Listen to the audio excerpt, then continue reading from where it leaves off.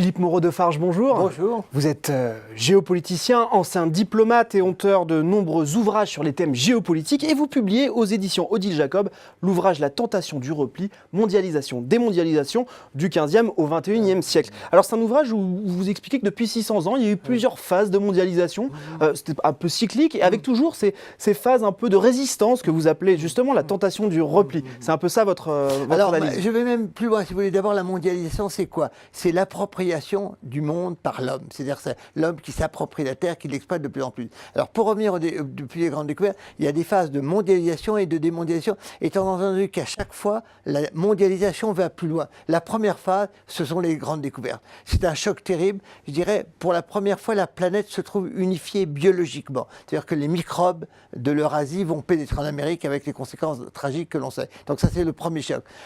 Et avec, à ce moment-là, une fermeture des empires, mais l'empire chinois, l'empire indien, mais ils se sentent quand même encore à l'abri. Le deuxième choc est beaucoup plus violent. C'est le début du 19e siècle. C'est le double phénomène de la révolution industrielle et de la révolution démocratique. Et là, c'est un choc terrible. Je dirais que l'exemple le plus fort qu'on puisse donner, c'est l'effondrement de la Chine. L'empire chinois dit, moi, la mondialisation venue de l'Occident, je ne veux pas en entendre parler. À la fin du XVIIIe siècle, Lord Macartney vient en Chine, l'empereur de Chine lui dit « tout ça ne m'intéresse pas ». Et un demi-siècle plus tard, les Britanniques, les Français reviennent avec leurs canons et ils ouvrent le monde. Donc, bien. Et nous arrivons, alors, il y a un formidable choc qui va se traduire par un formidable repli, je dirais, qui est la première moitié du XXe siècle, grosso modo autour de deux guerres mondiales. C'est-à-dire que la mondialisation va tellement loin qu'elle produit un nationalisme frénétique et se produit de deux guerres mondiales. Arrive la troisième phase de mondialisation, qui est la phase de la seconde moitié du XXe siècle, qui est la mondialisation dont nous sommes en train de sortir. Alors parlons justement de cette phase, si vous le voulez bien. Elle lie un peu quoi, développement de l'économie numérique, et puis on parle aussi maintenant de la planète, on parle beaucoup d'écologie, on parle du mot, il y a le mot anthropocène qui revient aujourd'hui, vous l'évoquez dans votre ouvrage. Elle va encore plus loin, je vais donner une formule. C'est véritablement la constitution de la planète en un espace économique et social unique. Alors vous avez cité la révolution numérique, mais ça n'est qu'un aspect.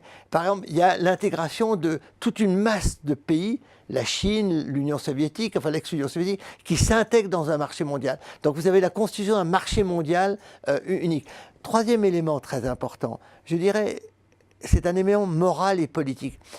Peu à peu s'impose l'idée que chacun d'entre nous a le droit de réaliser le bonheur là où il veut.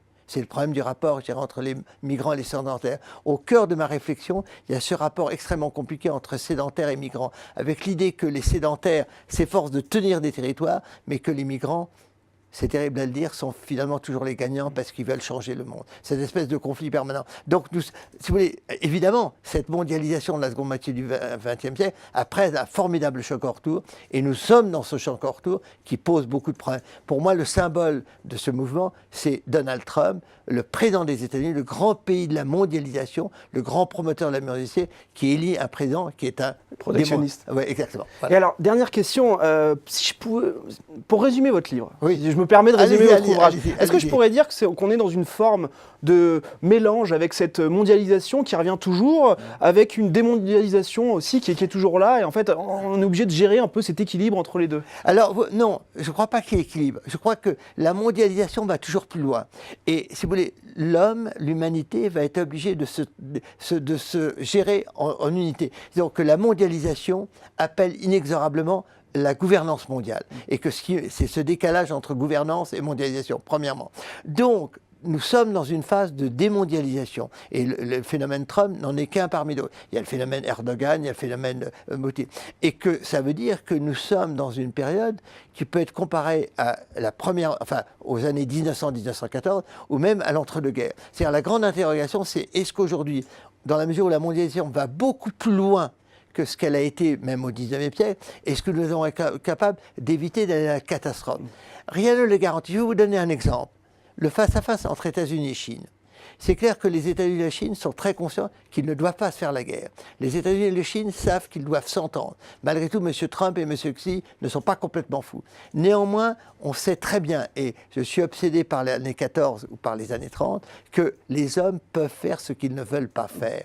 En 1914, Nicolas II Guillaume II, François-Joseph savent qu'en provoquant la guerre, ils vont se tuer, ils vont se détruire, eh bien, ils provoquent la guerre quand même. Et c'est là-dessus sur lequel je veux réfléchir, et qu'aujourd'hui, il y a la première... Alors, il y a un autre phénomène sur lequel on peut réfléchir, c'est, je dirais, la délinquance internationale. Nous sommes dans un monde où la terre entière est une, donc où se développent des phénomènes de délinquance internationale, ce qu'on décrit sous la forme de terrorisme. Mais c'est un phénomène beaucoup plus large que le terrorisme. Eh bien, merci beaucoup, Philippe Moreau-Defarge, pour cette analyse très, très intéressante. Et je rappelle, pour celles et ceux qui veulent aller plus loin, la publication de votre ouvrage, La tentation du repli, mondialisation, démondialisation du 15e au 21e siècle, qui est un ouvrage riche en anecdotes et riche en anecdotes historiques notamment. Merci. Merci à vous. Merci.